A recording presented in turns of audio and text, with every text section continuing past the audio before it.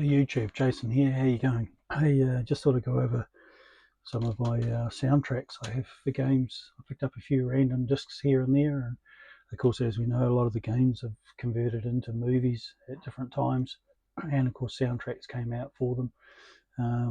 I've done one in the past on the records I have for Castlevania, and this is just some random soundtracks I picked up.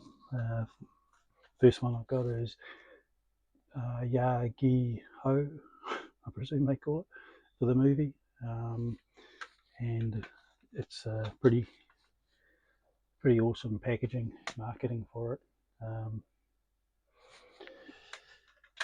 They did actually make a video game as well, and that's the reason I just kept the soundtrack.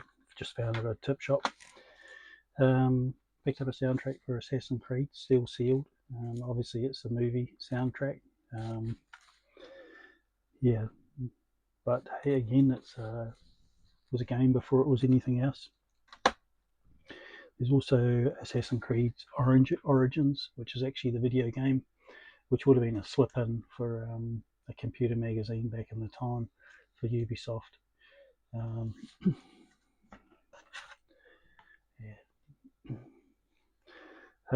They're worth picking up if they cost nothing, and literally they cost nothing. Also Mortal Kombat as well, again, because they made a movie and they made a soundtrack for it. It is the motion picture soundtrack, and then I also have one in its cover as well, which is the movie was pretty entertaining. I enjoyed it, but yeah, very cartoonish in the way they made it, but that was pretty cool. That's what it was. So, Tomb Raider soundtrack for Lara Croft. Of course, this is the Angelina Jolie one.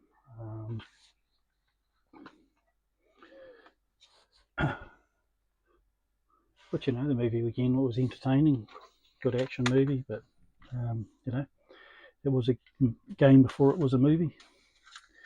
I also have the soundtrack for Tom Clancy's Splinter Cell Connection. Which, as you can see, it looks like it's a mini record sort of thing. Again, I think it would have been a pack-in for like a computer magazine. Yeah, it is printed on the disc, so does it say much else? Track B written by producer by Armon Tobin. Okay, no, it doesn't say much else. And one of my favourite games is Unreal Tournament, and this is a soundtrack. The soundtrack was quite often when you bought a special edition, they'd chuck in the soundtrack with it. I just picked this up randomly. It's in good knack. One of my favourite games is the original Unreal, and it was because back in the day, a friend of mine and I was about 3 of us or 4 of us to get together and would network the computers. You only had to use a crossover cable, and yeah, you could run around in a pretty bland environment, but had awesome movement and great control. So that's really why I have such a attachment to Unreal Tournament. Probably more so because of the days and the fun of doing that. But that was long before we only had dial-up internet, so it used to lag a lot if you did it over the internet. If he was at home and I was here at home, then you know, the character would be running along the screen, and then they'd disappear, and then you'd look down and find someone on the ground. We were playing against people in America with it, but we only had dial-up, and America had broadband back in those days, and of course we couldn't compete unless you were playing like 3 o'clock in the morning, and then you know, it was a bit of a long shot if you did get someone, but hey, it was a lot of fun. Yeah, so that's most of my audio collection. I'm not really into it in a big way, but I do pick them up whenever I find them around. You know, again, thrift stores and so forth. You know, people are pretty much throwing out CDs these days, so they're an easy thing to collect and find.